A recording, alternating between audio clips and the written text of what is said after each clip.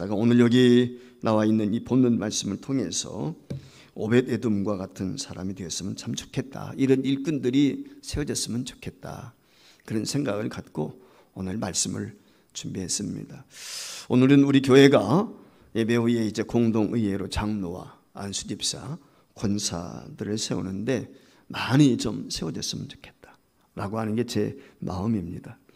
좋은 일꾼, 특별히 충성된 일꾼이 세워진다는 것은 하나님께는 영광입니다.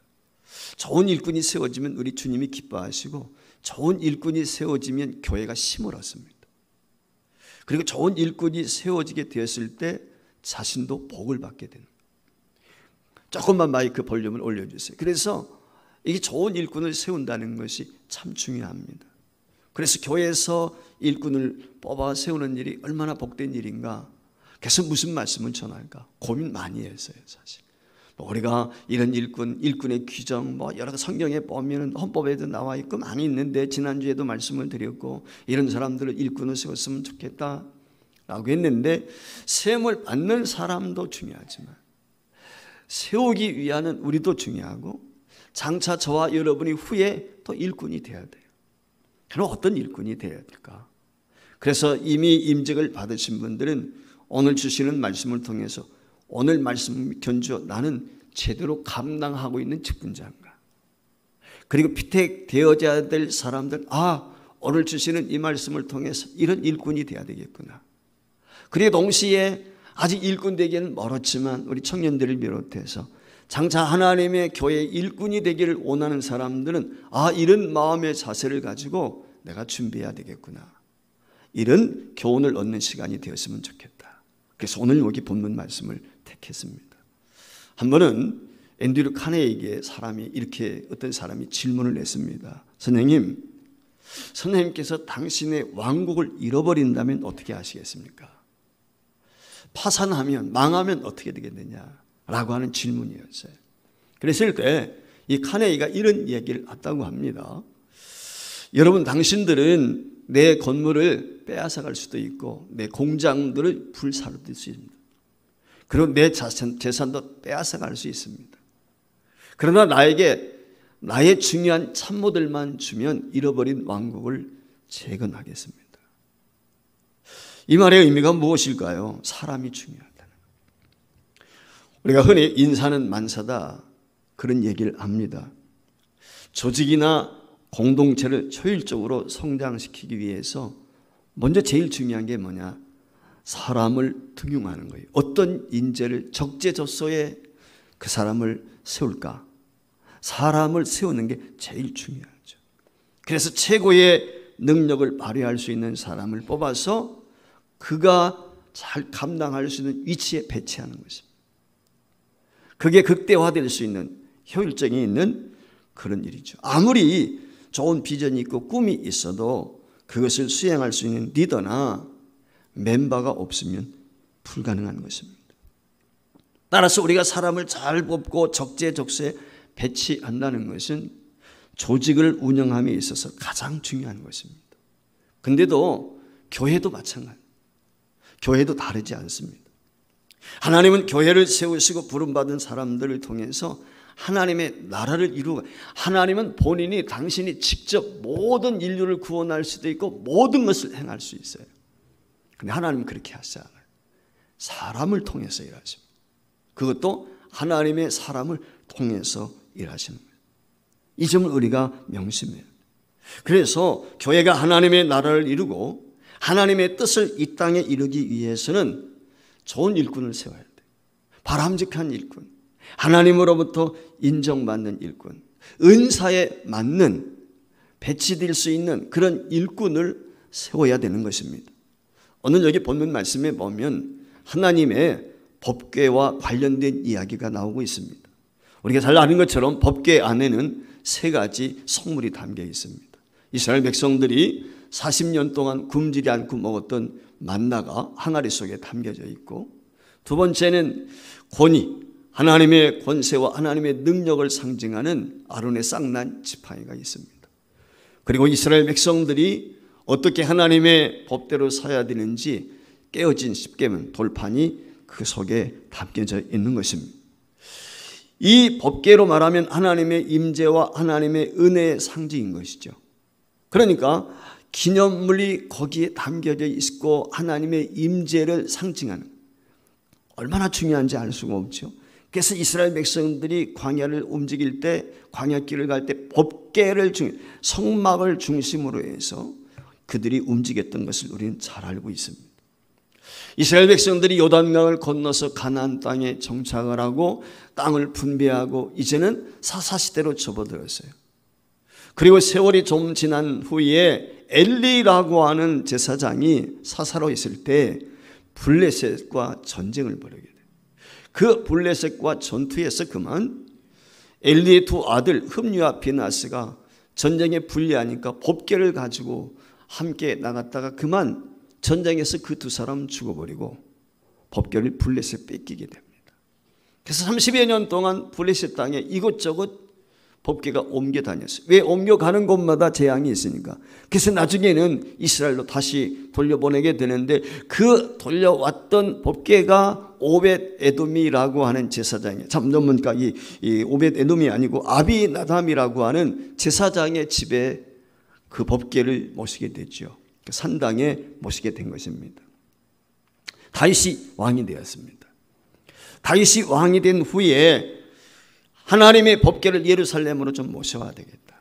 자기는 지금 예루살렘 궁궐에 있는데 하나님의 법궤는 보잘것없는 산당에 있다는 것이 마음이 걸렸어요. 그래서 하나님의 법궤를 모셔오러 작정을 한 것입니다.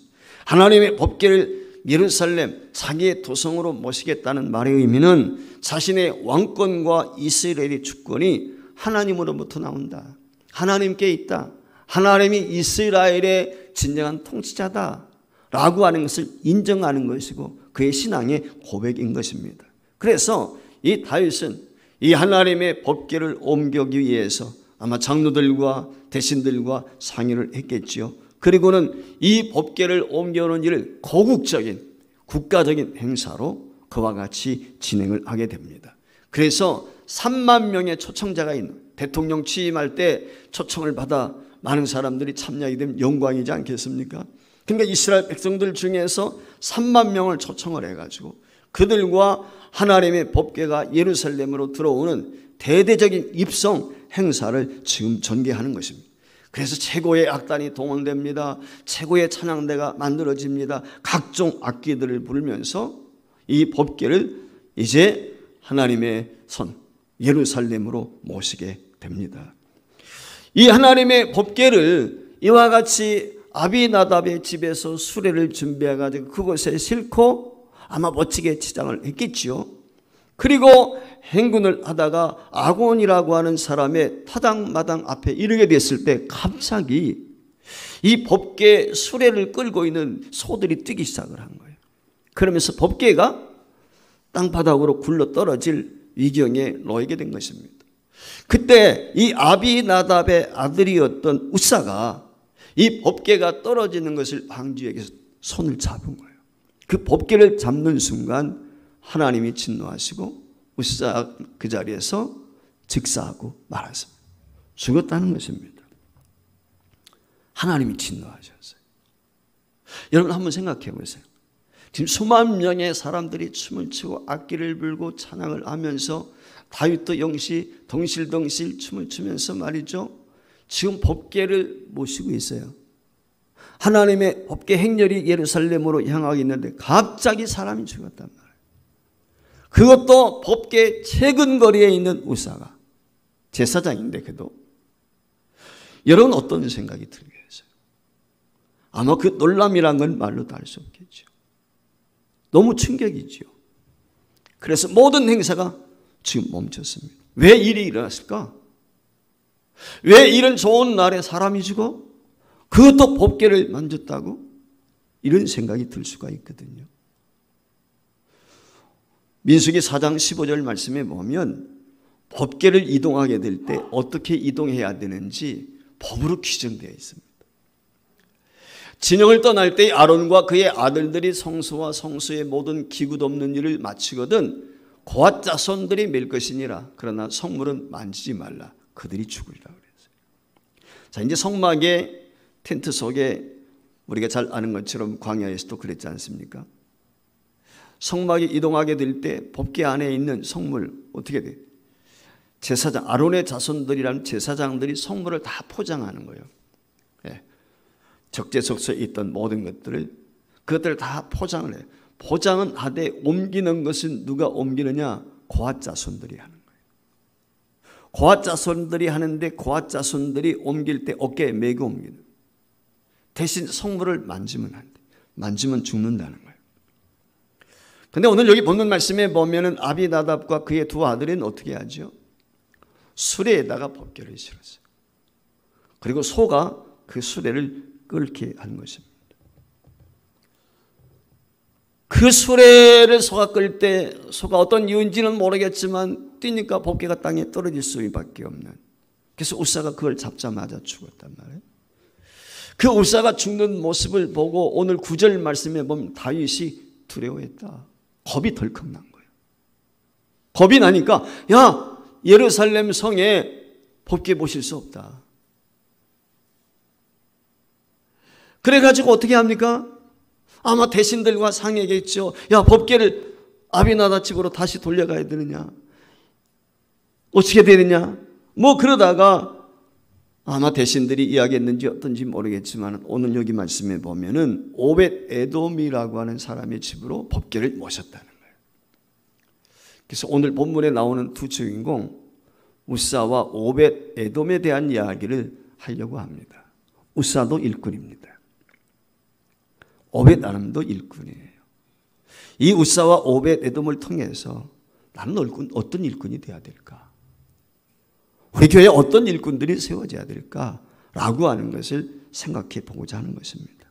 우사와 오벳 에돔의 차이점이 무엇일까? 자, 먼저 우사입니다. 하나님의 법궤를 모셔오며 나곤의 타작 마당에 이르게 되었을 때 갑자기 소가 뛰면서 수레가 떨어지니까 우사가 하나님의 법궤를 잡았단 말이에요. 자, 여러분 이 우사의 행위가 옳은 것입니까? 그린 것입니까? 지금 아효라고 하는 형제거든요. 앞에서 아효가 끌고 소를 조절하고 가고 있고 우사는 아마 뒤따라갔겠죠. 근데 법궤가 떨어지려니까 손을 잡은 거예요. 자, 여러분 같으면 어떻게 하시겠어요? 당연히 우리도 그 수레에서 떨어지려고 하면 잡는 것이 어떻게 보면 우리 가지고 있는 나도 모르게 반사적으로 나올 수 있는 일이 아니었겠습니까? 이 말의 의미는 우사의 행위는 우리 시각으로 볼 때 칭찬받아야 마땅하단 말이죠. 그러면 그 수레에서 뒹굴어 나둥거려야 되겠습니까? 떨어져가지고? 그건 아니잖아요. 당연히 우사와 같이 골프 뜨는 것이 당연한 거예요. 근데 하나님은 진노하셨어요. 그리고 손을 대는 순간 죽이고 말았단 말이에요. 하나님이 죽이신 거예요. 당연히 하는 일인데 칭찬받아야 될 일인데 왜 우사가 죽었을까요? 이유가 무엇이냐는 거예요. 무엇이 우사가 잘못했느냐는 거예요. 좀 전에 제가 민수기 4장 15절 말씀을 드렸어요. 여기에 답이 있습니다. 법궤를 옮길 때는 수레가 아닙니다. 법궤를 옮길 때는 반드시 고핫 자손이 어깨에 매도록 되어 있다는 거예요. 어깨에 매고 옮기도록 되어 있습니다. 그런데 지금 아비나답과 아효와 우사 그의 아들들은 이 법궤를 옮기는데 자신들이 어깨에 메고 옮긴 게 아니라 어떻게 했습니까? 수레 만들었어요. 여러분 한번 상상을 해보세요. 이 아비나답이 수레를 만들었을 때 어떤 생각을 가졌겠어요? 아마 멋지게 치장하지 않았겠어요? 좋은 소 3만 명이나 되는 수많은 사람들이 연도에 늘어섰고 왕을 비롯해서 모든 사람들이 자기 집 가까이 와가지고 이 법궤를 예루살렘으로 영입하기 위해서 대열을 늘어서 있단 말이죠. 얼마나 멋있습니까? 근데 거기에 주인공이 누구예요? 자신들이 법궤를 옮기는 자들이에요. 어떻게 법궤를 옮길까? 아마 산부자가 모여서 상의하지 않았겠어요? 그래서 야 세상 사람들이 보기에도 화려한 옮기기도 편리한 수레를 준비하자. 치장을 하자. 멋지게 만들어지기. 옮기는데 효율적입니다. 방법도 괜찮습니다. 하나님의 법궤를 그렇게 옮기기로 그들이 했단 말이죠. 달리 말하면 하나님의 법궤는 메고 옮기는 것이 너무 초라해 보였는지 모르겠어요. 그래서 기왕이면 멋지게 화려하게 하나님의 법궤를 옮기자. 좋은 의도에서 그리 했는지도 모르겠습니다. 조금 전에 말씀을 드린 것처럼 하나님의 법궤는 하나님의 권위와 하나님의 능력을 상징한다고 말씀을 했습니다. 그런데 법궤를 모시는 과정에서 오늘 아비나답의 자손들은 하나님의 말씀을 어겼다는 기억하지 못했어요. 모양새는 좋은지 몰라요. 멋있고 화려하고 편리하고. 오늘 우리가 명심해야 될 것이 이거예요. 하나님의 일은 화려하다고 되는 게 아닙니다. 멋있다고 사회적인 신분이 있고 재력이 있고 권력이 이게 아니란 말이에요. 하나님의 일은 순종의 사람을 통해서 하시는 거예요. 제사보다 순종이 낫단 말이에요. 멋있게 치장하는 게 중요한 게 아니라 하나님의 말씀에 대한 존귀함, 하나님의 말씀을 정말 내가 귀하게 여기는가, 그것이 뭐예요? 순종이죠. 존중성이 있어야 되는 거예요. 그것을 어떻게 우리가 알 수 있느냐 하면은 오늘 법궤를 옮길 때 이 아비나답의 자손들이 하나님의 법궤대로 법칙대로 옮기지 않았다는 거예요. 두 번째, 40년 동안 아비나답의 집에 있었어요, 법궤가. 그런데 복을 받았다는 내용의 말씀이 없습니다. 이것을 통해서 그들이 하나님의 법궤에 대한 인식이 어떠했는지, 그리고 하나님의 법궤에 대한 어떤 마인드를 가지고 있었는가 라고 하는 것을 단적으로 우리에게 보여주는 거예요. 여러분, 세상은 결과가 좋으면 과정을 무시하는 경우가 많이 있어요. 하나님은 그렇지 않습니다. 결과도 물론 중요시 보지만 과정을 더 중요하게 보십니다. 이게 우리 하나님의 관점이에요. 잠시는 좋아 보일지 모르지만은 중요한 것은 뭐냐면 하나님의 명령을 따르지 않을 때 하나님 기뻐하지 않는 것입니다. 바로 그 대표적인 인물이 웃사라고 하는 것입니다. 두 번째 생각할 수 있는 것이 오늘 본문에 나오는 오벳 에돔입니다. 저는 본문 말씀을 읽으면서 그런 생각이 도대체 오벳 에돔이라는 사람이 어떤 사람이야? 뭐 하는 사람이야? 고아 자손인 것은 알겠는데 라고 하는 의구심, 궁금증이 생겼어요. 여러분, 지금 갑자기 축제가 벌어지고 있는데 사람이 죽었어요. 그 법궤와 관련돼서. 그랬을 때 다윗도 오늘 9절 말씀에 있는 것처럼 두려워했습니다. 위기를 만났습니다. 그런데 위기 가운데 이 법궤를 모시려고 하는 사람이 있었겠어요? 제 생각에는 아마 다윗도 예루살렘 성에 법궤가 들어오는 것이 두려웠습니다. 다윗마저 두려워하고 있는데 다윗의 신하들이 우리 집에 법궤를 모시겠습니다라고 자원하고 나설 사람 있었을까요? 제가 볼 때는 그렇지 못했던 것 같아요. 그때 나선 사람이 오늘 여기 오벳 에돔이라는 사람이에요. 자, 그러면은 이 오벳 에돔이라는 사람이 도대체 누구냐?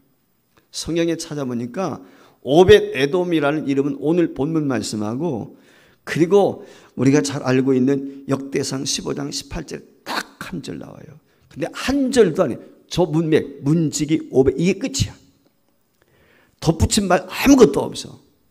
누구의 아들이라는 얘기도 없고 그가 뭘 했다는 얘기도 없고 문지기 오벳 에돔, 이게 전부야. 오벳 에돔에 대한 성경의 소개는 이게 전부인 거예요. 오늘 여기 본문 말씀에 보면 그는 성전 문지기입니다. 그것도 스쳐 지나가는 듯이 이렇게 기록을 했단 말이에요. 그런데 이스라엘을 좌지우지할 수 있는 높은 직책을 가진 사람이 아닙니다. 종교적으로 어떤 영향력을 끼칠 수 있는 사람도 아닙니다. 단지 성전 문지기에 불과한 거예요. 여러분, 성전 안에는 제사장을 비롯해서 레위인들을 비롯해서 수종되는 사람들이 얼마나 많습니까? 창고지기도 있습니다. 여러분, 가장 말단 직원에 있는 사람이 문직이지요. 그렇지 않습니까? 가장 말단 직원이죠. 그게 문직이 아니겠어요? 단지 문지기에 불과하단 말이에요. 성전 안에서 제사를 집례하는 제사장도 아닙니다. 성물들을 관리하는 창고지기도 아닙니다. 이 말의 의미는 중요한 직책을 맡은 사람이 아니라는 거예요. 이쯤 되면 자신의 처지에 대해 한탄할 수도 있어요. 불평할 수도 있어요. 겨우 문지기야? 이런 생각 가질 수도 있단 말이에요. 남이 보기에는 하찮은 성전 문지기 직책일는지 모르지만 중요한 것은 오벳에돔의 직책을 위해서 최선을 다했다는 거예요. 자리를 지켰다는 거예요. 작은 일이지만 성실했다는 거죠. 사람들이 오벳에돔을 인정한 거죠. 아마 오벳에돔이 우리 집에 법궤를 모시겠습니다라고 자원하고 나설 수도 있지만 제 생각에는 아마 다윗이 대신들과 상의해서 법궤를 누구의 집에 모시면 좋겠냐 라고 했을 때 제사장들을 비롯한 성전에 관련된 사람들이 오벳에돔이 합당할 것 같습니다. 아마 추천하지 않았을까. 이름도 없이 빛도 없이 그런 곳에서 묵묵히 일하는 사람, 그 사람이 오늘 오벳에돔이란 말이죠. 오늘 우리 교회에 필요한 일꾼이 누굴까요? 우사와 같이 화려하게 드러나기를 원하는 사람입니까? 아닙니다. 오벳에돔처럼 남들의 시각에 볼 때는 볼품이 없어 보이는지 모르지만 그것이 굳은 일이 되었던 그것이 어떠한 일이 보잘것없 남들이 볼 때는 보잘것없는 일 같지만 그 일을 성실히 감당하는 사람. 여러분, 오늘 우사는 참 뭡니까? 오벳에돔은 제사장보다 믿음이 좋은 거예요. 다윗보다도 믿음이 좋은 거예요. 많은 사람들이 두려워하는데 자신의 집에 오늘 법궤를 모시고 있단 말이죠. 그 이유를 성경이 오늘 분명히 설명을 하고 있어요. 여러분, 아비나답의 집에 40년 동안 법궤가 있었다고 했는데 아비나답의 아들은 죽었어요. 벌을 받았어요. 복을 받은 게 아니고. 근데 우사는 어떻게 되죠? 참, 아비나답은 오늘 여기 오벳에돔은 오벳에돔의 집에 법궤가 3개월 딱 있었어요. 근데 3개월 있는 동안에 어떤 일이 일어나죠? 오늘 11절 같이 보겠습니다. 같이 있으면 시작. 여호와의 궤가 가드 사람 오벳에돔의 집에 석 달을 있었는데 여호와께서 오벳에돔과 그의 온 집에 복을 주시니라. 직분 맡아 수고하고 계신 분들, 앞으로 직분을 맡아 수고하실 분들, 앞으로 일꾼이 되고자 하는 분들, 우사 같을 수 있습니다. 오벳에돔 같을 수도 있습니다. 남들이 볼 때 우사가 화려하죠. 제사장이고 오벳에돔 보잘것없는 문직이에요. 어떤 사람은 보면 직분 맡아 열심히 헌신하며 봉사하며 복을 받는 사람이 있어요. 근데 어떤 사람은 직분을 맡아서 지지리도 복을 못 받아. 이유가 뭘까요? 오늘 말씀 속에 답이 있는 거예요.